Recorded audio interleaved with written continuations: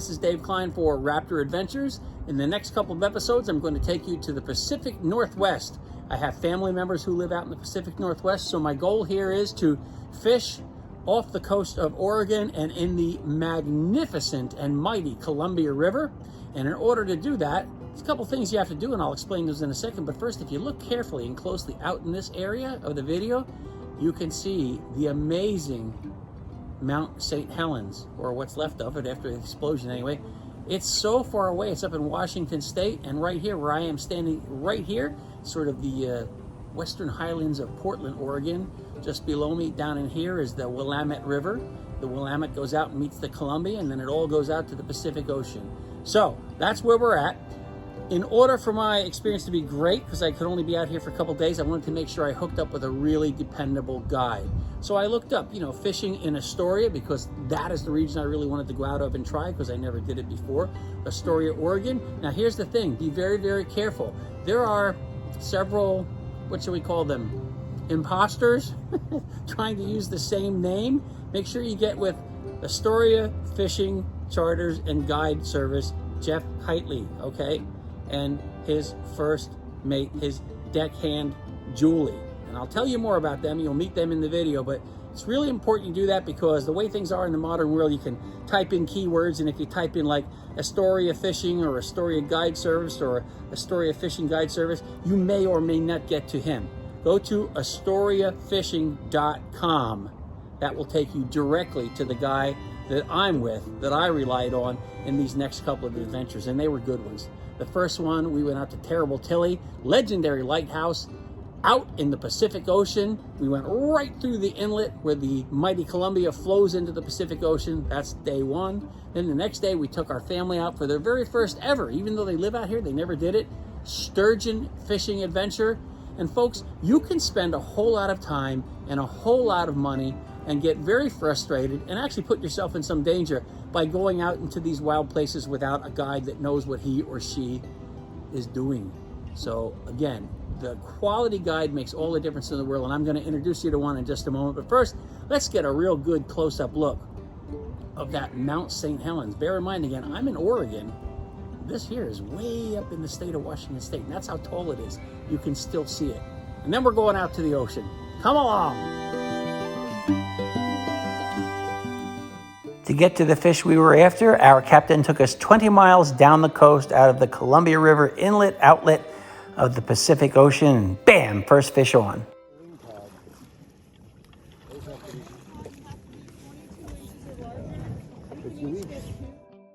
So this is too small, this fish right here, so we're gonna let this fish go. Goodbye. Well, okay, while we're here, Captain Jeff, tell us how we're fishing, what we're fishing with. Like I asked you the weight on it and everything. About as simple as it gets, lead and bait. Lead and bait, bouncing off the bottom. Close to the bottom. We're in about...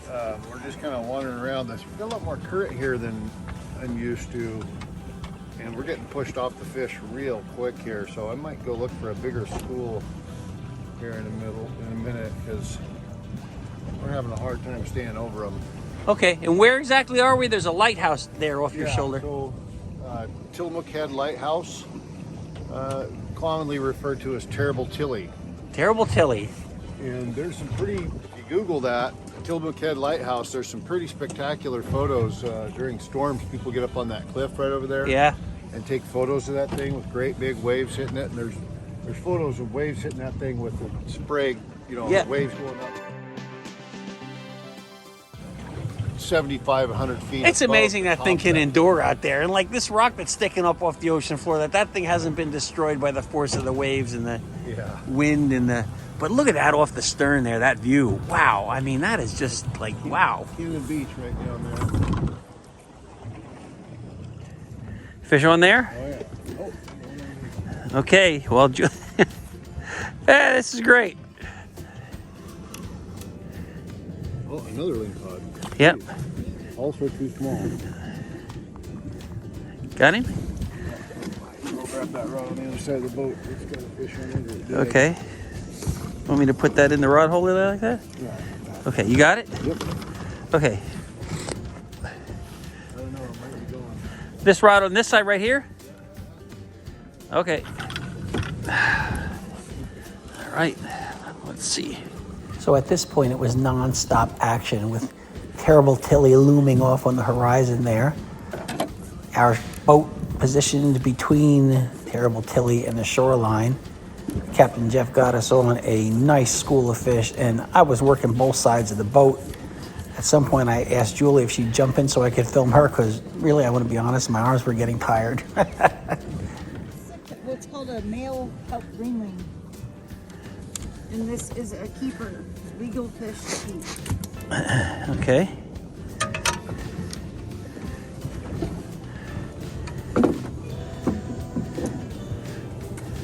Got it? Another fish over here? Okay, we'll get back to that. What was the last one again? Oh, this is a nicer fish right here. What do we got? That is another small lingcod. When Captain Jeff says small, he means too small to keep for table fare. But don't worry, we're going to get into some bigger ones. Meanwhile, I wanted to circle back and show you the kelp greenling that we had pulled in before that lingcod. Beautiful colorations here. Those little spots turn into like even a brighter fluorescent bluish green as the fish gets a little bit more mature. But this one was good for table fare, so we put it in the box and presto on. And in this shot, we're looking out across the ocean toward Cannon Beach and to the southeast, actually. And you see those beautiful mountains in the haze. And Julie was meanwhile telling me, hey, Dave, I think there's a fish over here. Come get it. He comes. Oh, yeah. Whoa. Nice. Look at him. Wow. Makes great fish tacos. Self-release? Okay.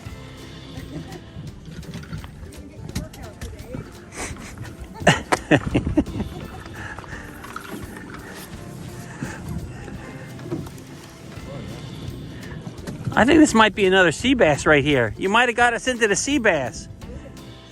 Yes? Yeah.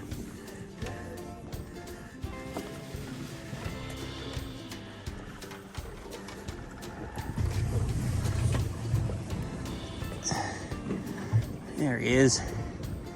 Nice sea bass from the Pacific Ocean. I'm not going to drop him. He's actually a good size for this area.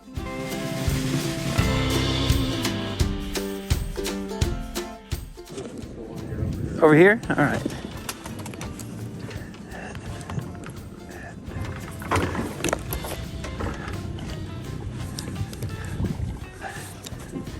Here comes, let's see. Oh, that's another nice, that's a nice one. Okay, he didn't leave, huh? Got it? Here, I got it. You go ahead and get the other one. Okay. Now back over to the port. Let's see, got it.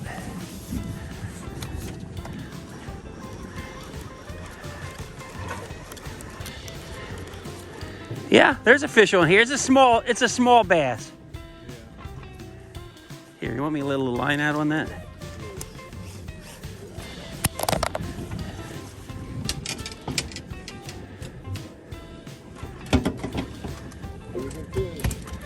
Yeah, I think that last one we pulled up is the biggest one yet. Not that one, not the one you let go, that one over there in the corner down there. So right there is a whale. I mean, this is pretty fantastic. Hey, catching fish is fun, but this is just as much fun. You could hear him. We were turned around looking at something and he gave a big old exhale, and Jeff said, hey, there's a whale out there. Turned around, sure enough, there he was.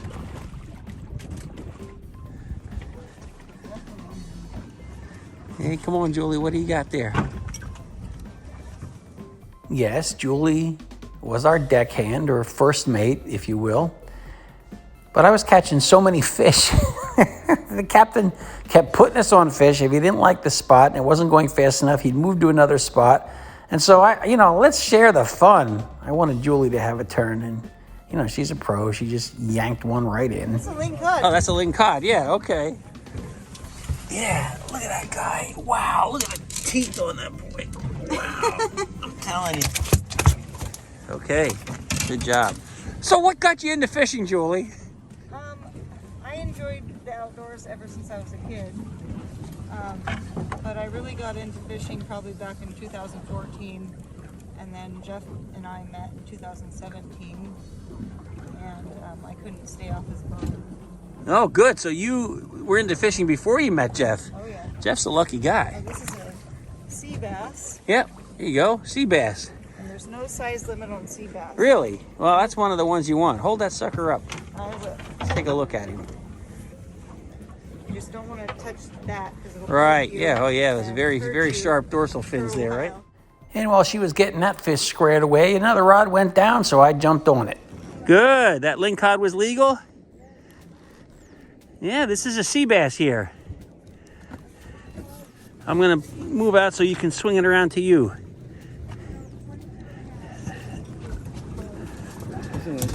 Yep.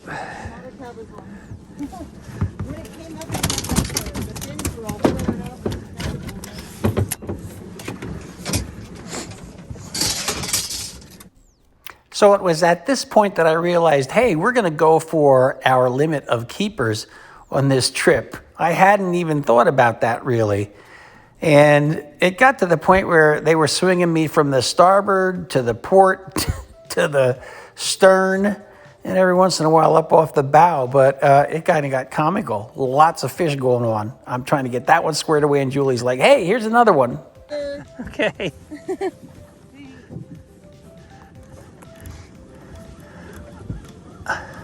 There's so much going on here. I don't know what to be more intrigued by. Watching the sea lions swim off your stern, watching the different kinds of fish coming up here, looking at the scenery. Whales are swimming by. Come on.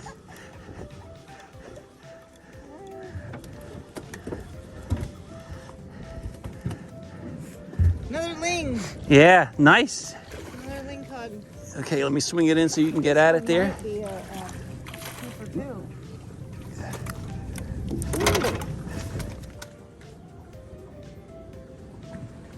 Lingcod here, Pacific Northwest. Beautiful. What great species of fish. It really is a gorgeous fish. Look how well it's a camouflage of its skin and stuff blends right in there. Makes good eating too, right? Yeah, very good. Yeah, very good. Fish tacos for days. Let's go fish tacos. Everybody that watches this show knows fish tacos. That's my favorite food. Jeff's gonna haul up a mermaid here or something. He's got that rod bent. Okay, Jericho. Oh, the captain's catching a fish right now. This Do I has need to net it? significantly more weight to it. Having the captain catch a fish is good. Do I need to net it? Found the big boy. Where are you going with that, Julie? Okay, that's probably the best. I don't know what we got there. Side hook. What the heck? Oh, holy cow, it's big. Wow. What's up with the blue color underneath it there? Look at the blue. Oh, we got to get some good pictures of this fish. Nice fish. Wow. Before July 1st, you could not keep these. We can keep them until the end of December. Oh, I'm going to hold that one up then. Wow. So this is a big, gorgeous cabezon. fish. Blue mouth right there. Yeah, let's look at the underside of him. Look at the blue coloration on this guy. Wow. Gorgeous. Some people's favorite fish to eat. And let's see, we could put it in fish tacos. More fish tacos. Yeah, It's a white fish when you cut it up. Like, actually, it's blue when you fillet it, but it will turn white when you cook it. I mean, the flesh is blue. The flesh will be blue. Really? Uh-huh. And you'll get to see that later when Jeff what on fillets earth it. causes that? Look at it. Yeah. Can you see in that mouth there?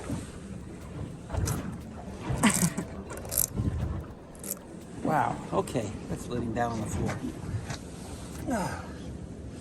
Oh, that's pretty awesome.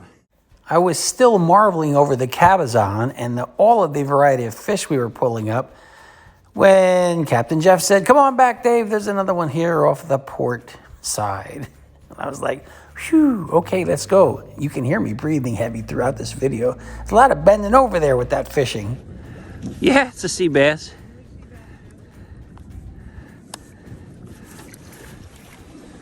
Coming in. And as Julie was taking care of that fish, the furthest back rod on the port side went down, so off I went, back to the rod and more fish. Oh, this is a nicer fish. Or a nice fish. They've all been nice. What am I talking about? Nicer. Right. No, I mean, and this one here is it's got like a fight thing going on. So let us see. Oh, another ling. Okay, I'm gonna wait. Let me get some more line there. Okay, come. Oh, got a piece of octopus came out of it. Here, hang on, watch out. Go ahead. I'm trying to get the octopus leg. Oh, you're not gonna. Oh, you did. You got it. Did I? Yeah. I don't know if I'd eat that though. Oh, I wouldn't eat it, but you could use it for bait. I think it came out of its mouth. Hang on. Oh, that's why you're not gonna get that, Julie. I was thinking for your video. Jump in after it. I was thinking for the video. We saw it. Okay. I thought maybe you're just super hungry. And now we lost the fish.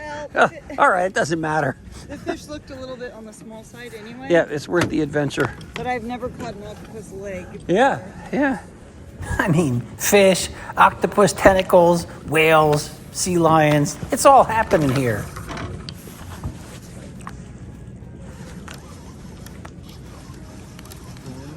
Yeah, saw him.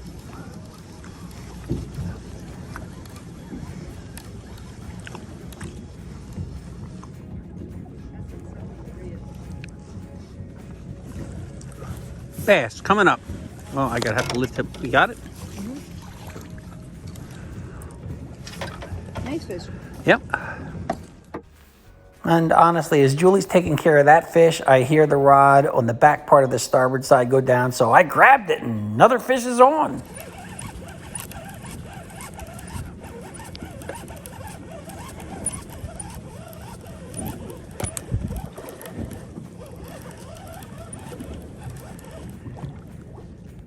No. Yes. Okay. Sea bass.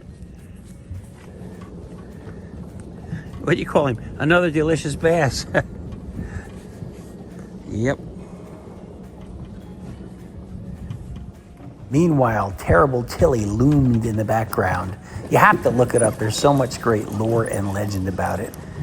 But I didn't have time to enjoy that sightseeing so much because it was right back to fishing, one after the next after the next.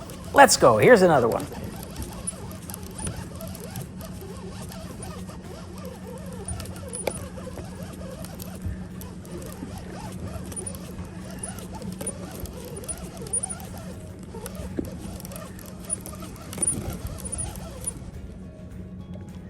That is a lingcod.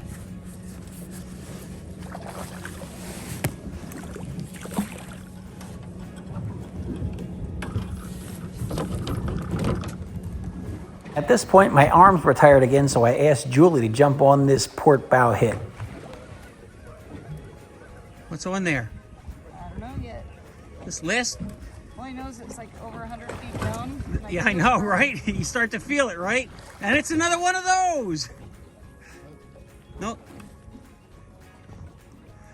This has been like a variety of fish here. We cannot keep this So fish. quillback, hold him up so we can We cannot keep these explain. fish. So, come on, you gotta put his quills out. You touch it. There he goes. That didn't take much. That's good. Yeah, make him mad. See, those quills there, okay, put him back. You're not allowed to keep those, so we're not going to.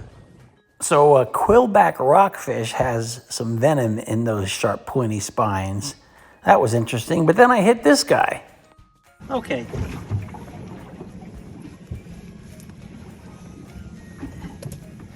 Okay, there we go. Look at that guy. Beautiful color on that fish, huh? Reds and all designed so that it can really blend in well with the bottom there and do what it does while it's hunting.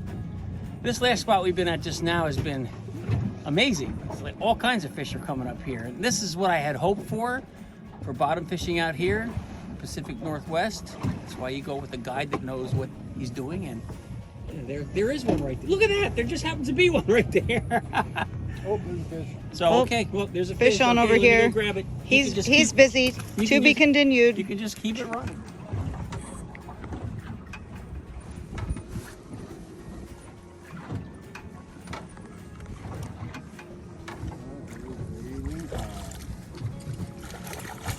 Is it 22 inches? It's gonna be what we call a squeaker. Gotta measure it and see if it's legal. Thank you. Always love when they self-release like that. And on and on and on it went, fish after fish. We were in like 75 to 130 feet of water, and there's another quillback. So this is a quillback. Again, you can see that dorsal fin is really amazing, but if you come in here and look at on his gill vent there, he's also got these spikes right here in his gill vent. Look at these things. This guy's armored up. All right? Let him go. He's gonna be leaving today. Okay, goodbye. Here we go. This is a beautiful lingcod. Beautiful. Look at that fish. Oh man, fantastic. And it makes for good eating too. Oh, we're back to the fish tacos thing.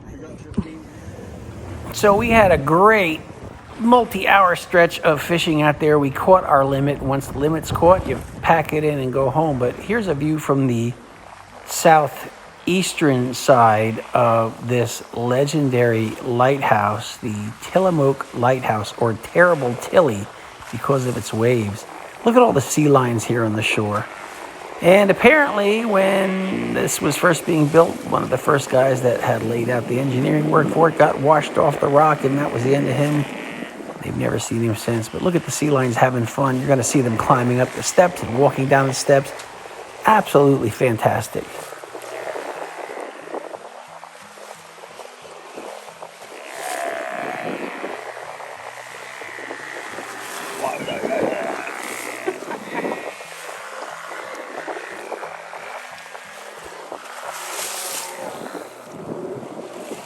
So they climb all the way up there, and then they come flopping down the rocks for fun, I guess. Look at them.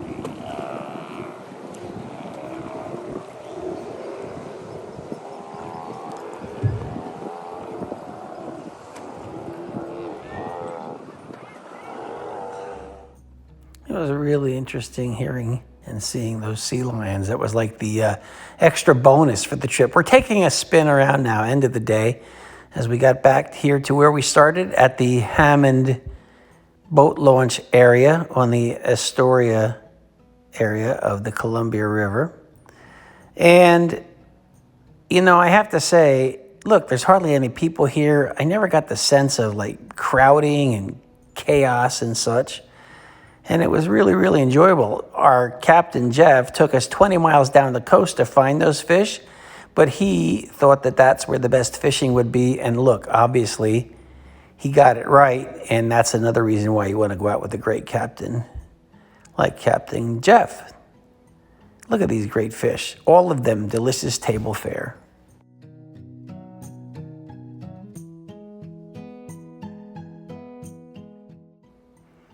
This is the great boat we were out on. Look at that beautiful wrap. And that's the website, AstoriaFishing.com. If you don't go to that website, chances are you won't get the right guide and deckhand. There's deckhand Julie preparing the fish for cleaning. And there is Captain Jeff Keightley weighing that cabezon, weighed in at like 9.3 pounds. Nice. Let's clean him up and take him home. Okay, so for those that are squeamish, you don't have to watch this next section, but sometimes this stuff is just too fascinating to not show you. I mean, yeah, you got like a spleen there, but look at the blue organ here. Is that its stomach? Get the spleen out of the way. Yeah, could be. Yeah, looks like its stomach to me. So it's got a blue stomach, and now you can see that there's blue in the meat there too. And now we're in the stage where it's going to get cleaned and vacuum packed, and let me tell you something, there's a lot of good eating right there. Wow, what a great day. Well, what do you think? That's our bottom fishing adventure with Jeff Keightley. And I'll tell you what, AstoriaFishing.com, you want to look that up. That was a righteous trip. I can't tell you how exciting it was to be out there around terrible Tilley and see the sea lions, see the whale go by, all the seabirds. I didn't even take video of the seabirds. I probably should have, but there were so many different kinds of seabirds out there. That made the trip worthwhile. Catching the fish, I mean, that's the bonus plan, right? It's called fishing. If you actually catch something, we call it catching, and that is the bonus plan. But you certainly do increase your odds of catching something if you go out with a quality guide like this guy from Astoria Fishing and his trusty deckhand, Julie. So one of the things that you do after you catch that much fish is you say, well, I mean, personally, I didn't go out there with the intention of keeping any fish. But once I saw the fish and the quality of the fish and know that it's all that, like that deep Pacific Ocean, cold water, beautiful white flesh fish, you know it's going to be fabulous. And what's my favorite? Fish tacos. Or maybe the Irish thing where you have like the cod or the sea bass or the lingcod or whatever, and you bake it and then you put it over mashed potatoes with some Tillamook cheddar cheese and maybe some little mustard mixed in there with a sauce. I mean, there's so many recipes you can have. Anyway, you see that kind of fish and you know that it's good eats. So I couldn't pass up the opportunity to send some home, but I thought, oh man, this is gonna cost a fortune, because like it does. You're on the other coast, right? And can it get home fresh and all that kind of stuff? So my guy Jeff, whom you met in this video, said to me, Dave, let's use this service I found on the web. It's a website and it's called Pirate Ship. Pirate Ship. That's right, just like Pirate Ship the boat. This is Pirate Ship, the shipping service. So we used it. He had it all set up. I mean, he was a start to finish guy. They did a great job. Julie helped me pack things up. I can't recommend them more highly. So they vacuum packed everything for me after they cleaned the fish. We sorted the fish by species. We sorted the fish by packages. So I gave half to my family here in Oregon, which they're going to enjoy a lot. And I shipped the other half home. I shipped about 20 pounds of fish home is what I did. And this Pirate Ship, you use UPS. I had never heard of it before, but instead of being charged the UPS rates, which, sorry UPS, are like really expensive, Pirate Ship's like half the price. And I said, Jeff, how can that be? And he said, I don't know, but let's use it. And I said to Jeff at one point, well, you know, nothing ventured, nothing gained. So the worst that can happen is the fish doesn't get home, or it gets home like 5 days later and I can't use it. And all right, I tried it. It's a live and learn thing. I'm telling you, I sent a text message to my wife back home in Pennsylvania from the coast of Oregon, Astoria, Oregon. I said, hey, Jeff, my guide, told me to ship this fish home. Julie packed it all up for us. It's already cleaned. It's vacuum packed. It's labeled. And we used Pirate Ship, and it's guaranteed to get there by 10:30 your time tomorrow morning. Can you just kind of hang around and wait for it, just in case it really works? 10:17 the next morning, I got a text message from my wife. Dave, the fish has arrived. It's in the freezer. And I was like, hallelujah, this is fantastic. So Pirate Ship. And thanks, Jeff and Julie, for that great tip. Anyway, that's this episode of Raptor Adventures. On the next episode, I'm going to take you along on a family sturgeon fishing trip. Now, we had children 5 years of age and 7 years of age. And you think to yourself, oh, I don't know about doing that. I had my reservations. I talked about it a little bit, and I'll tell you in the next episode. So watch how we managed all that with the guide and how they handle things. Between the guide and the deckhand, they did a smooth job. And, of course, the mom being along, my daughter, and my grandkids and me being along, they call me Pin Pop. It worked out to be a memorable life experience, one that none of us will ever forget. So tune into the next episode of Raptor Adventures for the sturgeon fishing trip. And I thank you. That's all for now. See you in the next episode.